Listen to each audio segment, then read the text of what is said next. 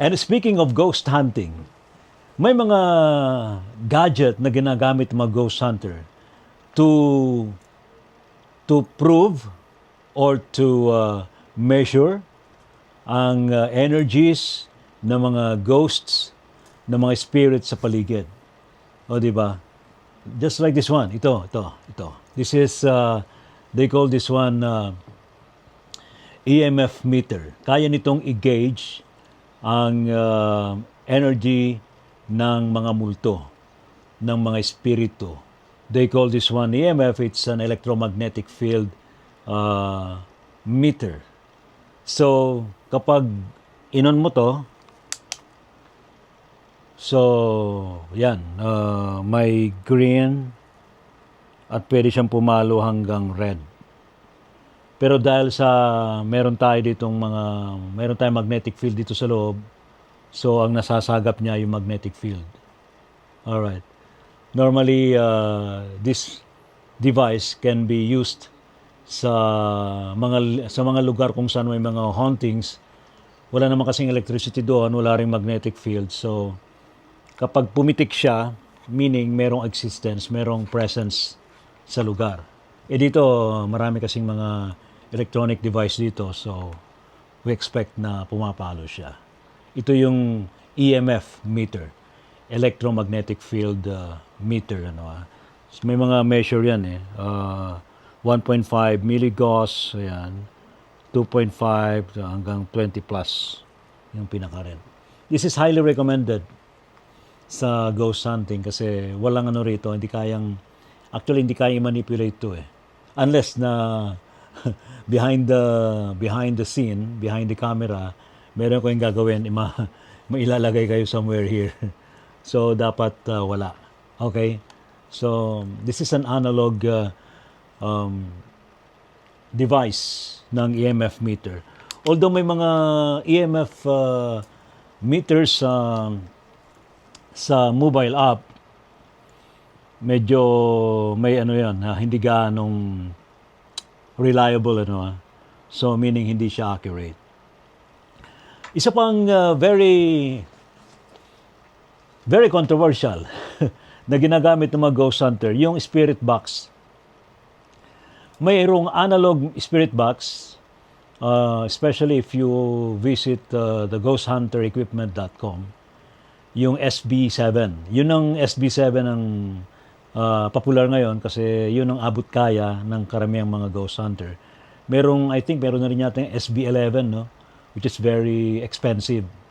O, di ba? Pricey na siya. So, hirap ng maabot. So, kailangan pang mag-ipon ng pondo mga ghost hunter. Kung nagsisimula lang kayo sa ghost hunting, of course, wala ka pang ganun katinding pondo. So, maybe pwede mong mapag-ipunan yung SB7. Now, may mga gumagamit ng mobile app na spirit box. Hindi rin naman talaga siya accurate. Ako sa personally, hindi ako kumbinsido sa accuracy ng spirit box na ginagamit sa mobile app. Pero may pagkakataon na pwede mo siyang gamitin. Dapat lang na ma-examine mo mabuti yung messages. Ang isa sa very popular na spirit box mobile app ay yung Ghost Tube. Itong Ghost Tube ito. Yung Ghost Tube, sandali. Yan, Ghost Tube yan. Yan. Ghost Tube. Ito, mayroon siyang kakayanan din na makasagap ng messages from beyond. Pero hindi siya accurate Hindi ko sinasabing accurate to. Accurate pa rin yung analog type ng spirit box.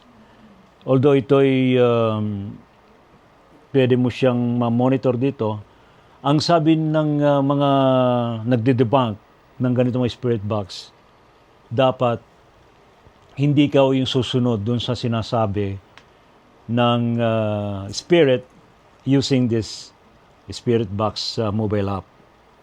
Kasi pag ikaw sumusunod, hindi na ganun ka-accurate. So yung SB7, at least kahit paano, hindi ganun, no? So mas accurate yun. Meron pang isang klase ng device, analog device din. Pero i-record mo yun to measure, to record yung EVP, yung electronic voice phenomena. Ito yung ghost tube. Meron pang isang ginagamit ng mga international ghost hunter. Yung, sandali, titingnan. Ito. This one. Spirit talker. This one. Sa akin, okay din to. Pero hindi rin siya accurate, no? So, dapat, kung gamitin mo to, ikaw ang dapat na may control. At titingnan mo rin kung ano yung magiging sagot. Kasi once na inon mo yan, mag-appear yan dito kung ano yung sasabihin. Or let's say, meron bang, using this one, meron bang spirit dito? Ayan Tingnan natin kung may sasagot. Meron bang spirit sa paligid to? Pwede kayong, dito kayo sumagot. Meron bang kaluluwa rito? Meron bang multo? May spirit ba? Dito kayo sumagot sa device na to. Dapat ikaw may control. Ayan Naka-on to, naka-on. Ayan nag-scan siya. Pero ito ginagamit ko rin to, no? Ginagamit ko rin to. Pero hindi siya accurate. Tingnan natin kung ano magiging, kung mayroong masasagot. Yung spirit dyan sa may CR, halika rito. Mayroon kasing spirit dyan Oo. May sumagot na ba? Tingnan natin. Tranquility. So, masyadong vague, no? Tranquility yung sagot. Now, if we search the meaning of tranquility, dapat marunong ka rin mag-search So, iano mo yon kung ano yung santugma yung sagot na yon. Wala akong ginawa rito Okay. So meaning, ang sinasabi niyo rito, state of peace and quiet. So, maaaring at peace siya. Kung tutusin. Yun yung sagot niya So meaning, you can also interpret na wag mo siya istorbohin. Ayun. Kaya at peace siya. Kaya sabi niya, tranquility. I don't know kung kaya tong iset ng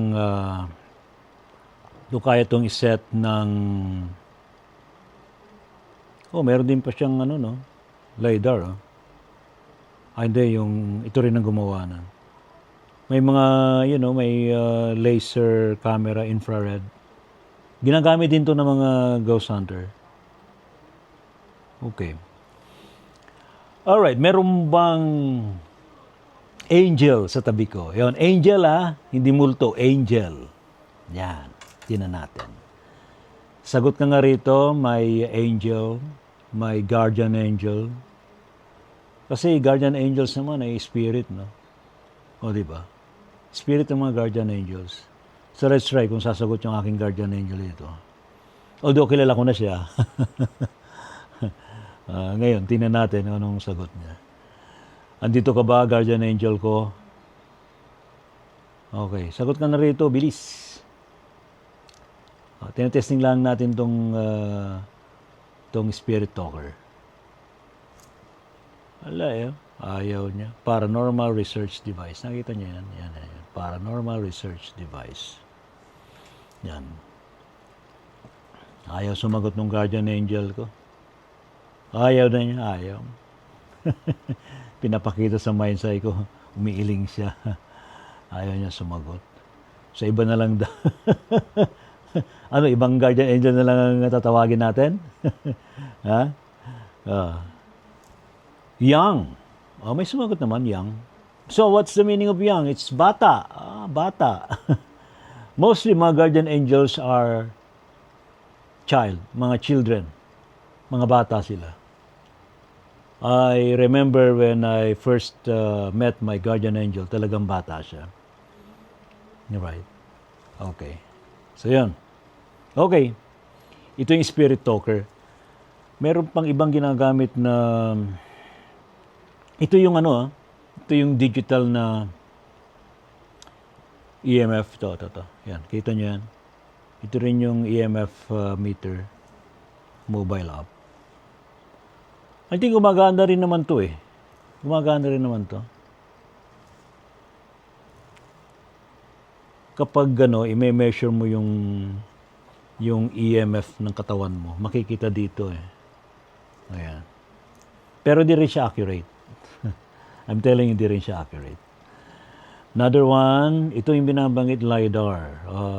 Camera permission is needed to use this app.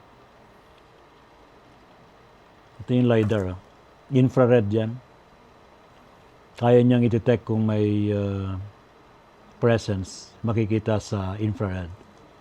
So, pag ginanyan mo, ayan, pag ginanyan mo, makikita yung hugis kung meron. Wala eh. Wala makita. Tingnan ko rito. Ayan na. Ito yung LiDAR. Wala. Sa may CR, wala akong makita eh. Tumatagos din pala siya sa wall, no? Ay, hindi sa wall. Sa mga glass. Makikita yung glass. Okay. So, ito yung ito yung LiDAR. SG LiDAR. Merong malalaki nito na equipment, yung mas reliable yung, kaya lang mahal. Wala akong REM pad. Ang REM pad isa ring sensor para malaman kung may presence ng spirit or ghost. Ano ba yung mobile app na narito? Ito. Ito, Ghost Tube din to pero SLS. Itong SLS, magkakaroon ng figure kung may presence. Pero hindi na siya accurate eh. Itong Ghost Tube SLS. Ayan. Kita nyo yan, pag pumipitik na gano'n. Ayan. Nakita nyo yan. Pero of course, any object kasi na parang may hugis tao, nade-detect niya. So, hindi rin siya accurate. Another one, marami Pero hindi ko naman ginagamit eh. Ito, necrophonic. Ito isa sa mga popular na ginagamit ng mga ghost hunter. Although hindi rin siya accurate, pero okay din siya. Makakasagap siya. Yan, tulad yan. Start natin. Start. Alam ko may sound to eh. Yan. Yan, kita niyan? Para siyang kasi frequency to eh. Parang radio frequency ang niya, ang bass niya. Yan. So, para siyang SB7. Mayroon bang spirit sa paligid?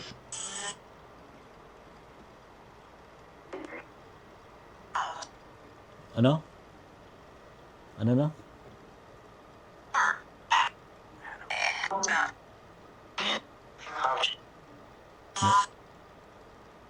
Palaga niya yung iba-iba, no? May sumingit.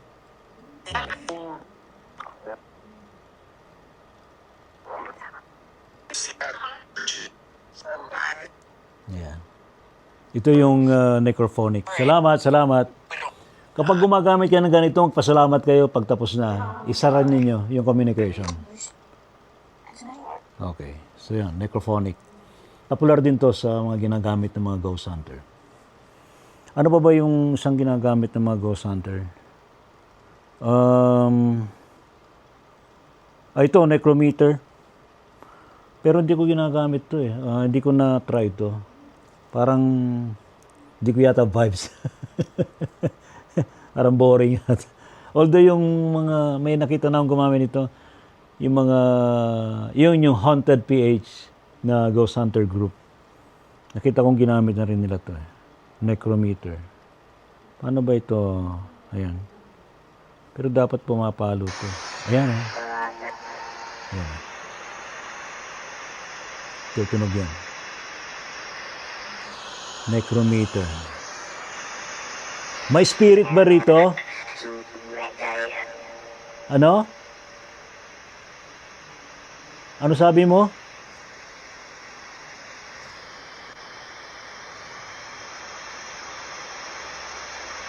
Ano? Meron ba? Sagot? Parang robotic eh. Ano sabi niya?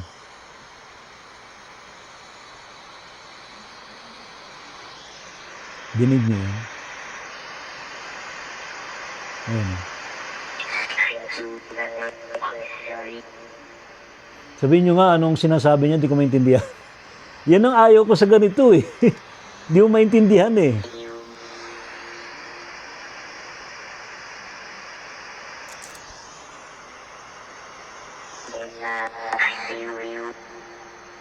What's that?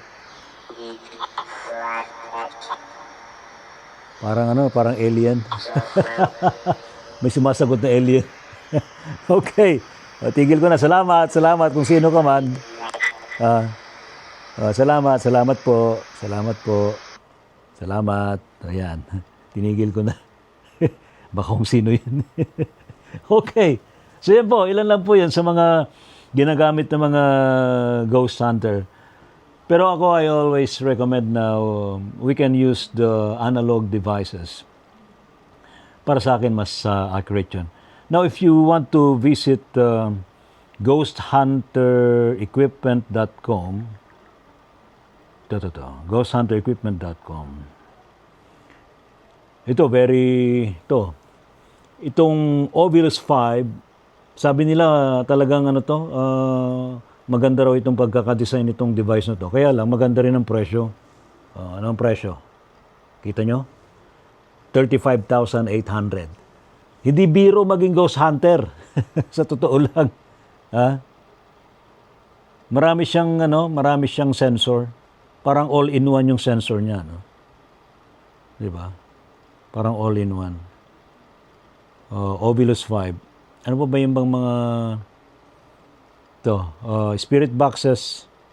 Ito may spirit boxes ng ghosthuntersequipment.com. Ovilus 5, may Para Ace, ayan o. Diba? Kikita nyo yan. Yung SB7, ito. Ito yung SB7 na binabanggit ko. Parang nagmahal siya. Wow! Alam ko, nasa ano na to eh. 5,000? Pero SB7 Pro. It's 11,000. SB7 Pro. 11,000. SB7 Pro. Ito yung isa, SB7. Ito yun. SB7 Rev 7. SB7 Rev 7. 5,700. To, abot kaya to. Okay. Ayan. Alright, ano pa ba? Puro may spirit box muna itong pinapakita ko sa inyo. I-check lang ninyo yung ghosthuntersequipment.com. Yung isa pa ay, sandali, EMF meters. Marami rin silang EMF meters dito. So yan. Alright, so mga nag-ghost hunting o gusto niyo mag-ghost hunting, at least binigyan ko kayo ng tip tungkol sa mga equipment and mobile app na gagamitin po ninyo. Huwag po ninyo kalilimutan tuwing Sabado, Gabi ng Misteryo, 10 to 11 p.m. sa DCRH. Wala nga absent. See you all